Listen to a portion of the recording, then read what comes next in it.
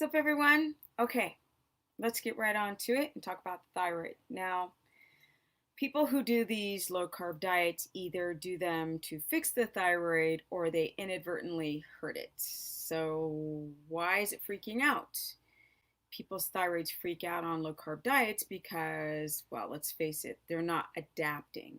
And the body needs energy. So it's either going to burn a glucose from the carbs that you eat, or it's going to burn ketones, and then gluconeogenesis will provide enough blood sugar for the red blood cells. But mostly, you want to be ketotic.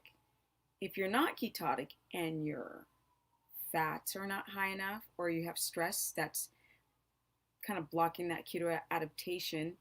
If your fats are too low and your protein's too high and your carbs are low, that still makes you a carb burner technically and not a sugar burner. Well, that's the same, sorry. Not a ketone burner.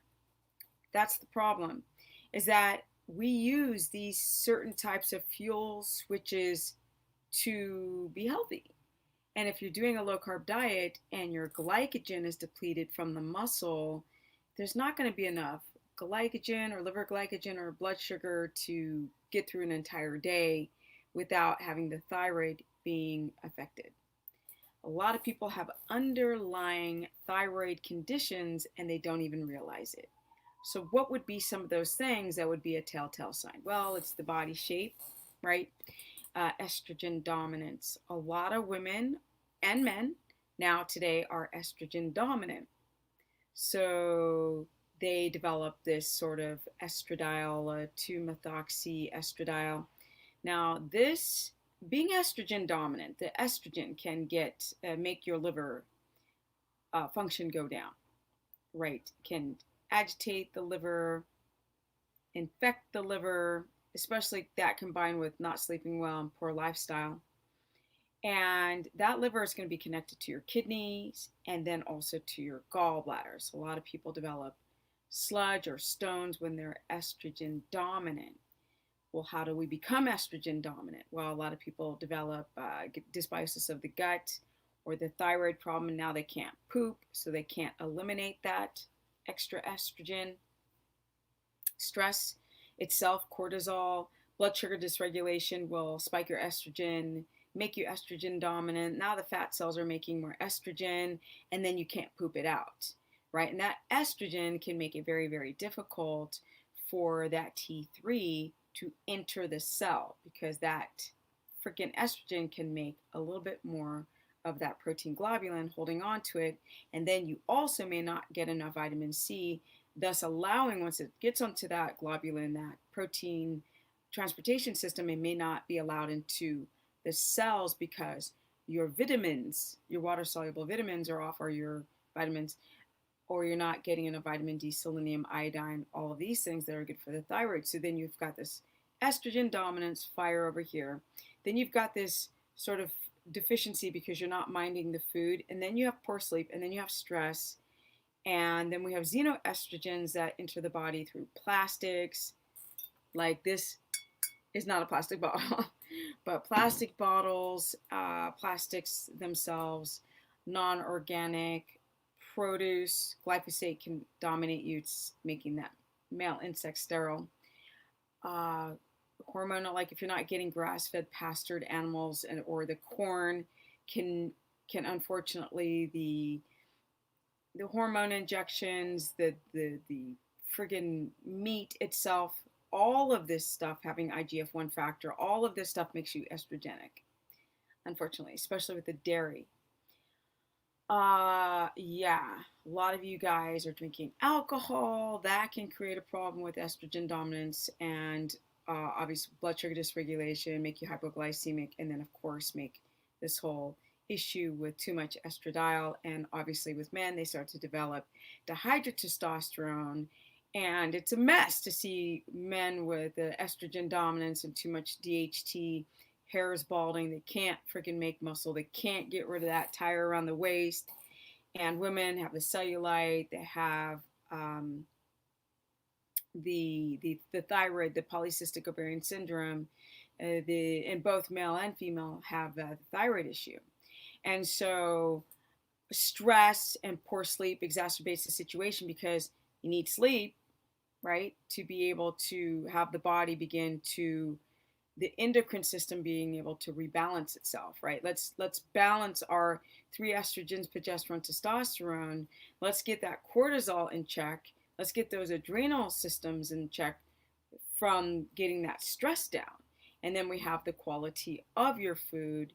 And then we have a blood sugar dysregulation. So if you're fasting, which I cannot stand, and you keep crashing, and then you keep going to gluconeogenesis, you're going to start to be more estrogen dominant, and then thus affecting that thyroid. That's not estrogen dominant, but also adrenal insufficiency. So it's the hypothalamus pituitary adrenal axis. And then we have the bogged down liver that's become bogged down through estrogen dominance. And the thyroid, the T3 production, either the protein globulin is robbing all the T3, and you take a blood test and it comes back normal, or it's not getting into the cell and you're still seeing normal blood values, or you're actually starting to see the effects of heightened TPO antibodies where the thyroid is just literally starting to become attacked, or you're not getting enough iodine into the thyroid and you start to see goiters or nodules start to appear on the thyroid itself. The symptoms that people see are like hair loss and dry skin, and they're tired and they can't lose the weight no matter how many times they try to do the stupid fasting. They plateau and they start hemorrhaging muscle, and then they start to lose their period or start to have estrogen dominant symptoms like they start to be skinny fat if they're trying to do this fasting thing. And unfortunately, the hypothalamus and pituitary adrenal and thyroid axis, they work together. So if the adrenals are stressed out, then that T3 production can go down. And then you start to see that you lose weight on a scale, but you're flabby. You can't gain muscle. You have a hard time to get rid of that fat, but you weigh less on a scale, and that's so subjective. So how do you deal with it? Well, you've got to poop, right? You got to get that estrogen out. You've got to get to bed early. You've got to manage your electrolytes, because your electrolytes out of whack will definitely affect your endocrine system and the thyroid production. You have to exercise. You have to breathe, if you know what I mean. Focus off your face. Breathe.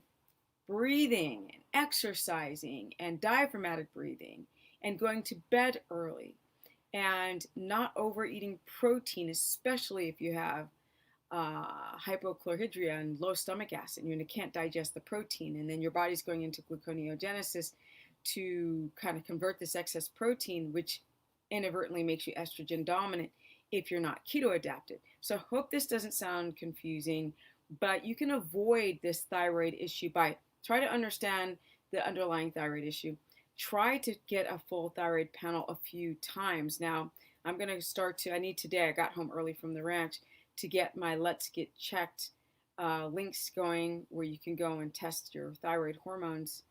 So I don't work with that many companies, but I'm starting to now with ones that I think can actually help people, like being able to check your insulin, for example, to see if you have a blood sugar dysregulation. That's going to affect the thyroid. Your A1C is also an indicative of showing what might or is already happening to the thyroid. So if you can balance your blood sugar through lifestyle habits, then you can balance everything: your blood pressure, your sleep, your ability to heal and repair. People need to really up that fat on a ketogenic diet. If you're going through hypoglycemia and you are not minding those symptoms, right, or the leaky gut, histamine, this is definitely going to spike up the estrogen really, really high, most likely through dysregulated blood sugar and crashes, right? A lot of histamine blocks your keto adaptation. You're doing low carb diets. You're not getting enough glycogen storages. And so therefore, crash, crash, crash, crash, crash, fight or flight. And the body starts to turn down T3 in order to focus just on heart beating and just basically being alive. And we don't want the body to think that it's starving or going through a crisis when it's not, just because you guys are skipping meals and you're fasting and you're not checking out your body before. Get a full thyroid panel done. Get one done a few times every 6 weeks to get at least 3 different full thyroid panels. Check to see if your hair is thinning or falling out. Check to see if you're estrogen dominant or if you have cycles with your menstrual cycle. Did I say cycles? Problems with your menstrual cycle. Check to see if you're having dry hair or you're developing chronic constipation, because these can be signs of an underactive thyroid or the possibility of the protein globulin holding on to that thyroid. Your liver being bogged down, the gallbladder. Typically, if you have storing fat and you can't get rid of it, and then also you're having issues with your gallbladder, the first thing you should check out is what's going on with your estrogen and go get a reproductive hormonal panel. This is me trying to go too fast so I can get to the rest of my life. I hope this helps you guys. Now I gotta go. I've been up since 5, ran straight to the ranch. I've been there. It's been like 104 degrees, sweating to death. I need to get in my water and my electrolytes or else my brain's gonna continue to misfire. StephaniePerson.com. Stephanie the Business Person is my Facebook fan page. Stephanie Ketogenic is my Instagrammy. I am going to open up a lot of dates very soon. Be looking out for it. Also go to letsgetchecked.com. Soon I'll have my affiliate link. And you guys can test these things. They're very important to understanding what's going on with the body. I'm not so reliant on what a doctor says. Learn how to be your own advocate, guys. You don't have to believe me or anyone else, but you should know what's going on with your own body. It's not that hard. You just have to really stop for a moment and pay attention and get away from technology and ground yourself and get outside and stop trying to be so losing the weight and focus on your health. And that thyroid can rebalance. The gallbladder, if you still have one, can rebalance. And your sleep and your energy and everything can be fantastic. Because I got some energy at almost 53, 13 years and counting. I'm still going. That's what's up. Don't believe the hype, right? Because the truth is always clear and a lie is confusing. Peace, guys.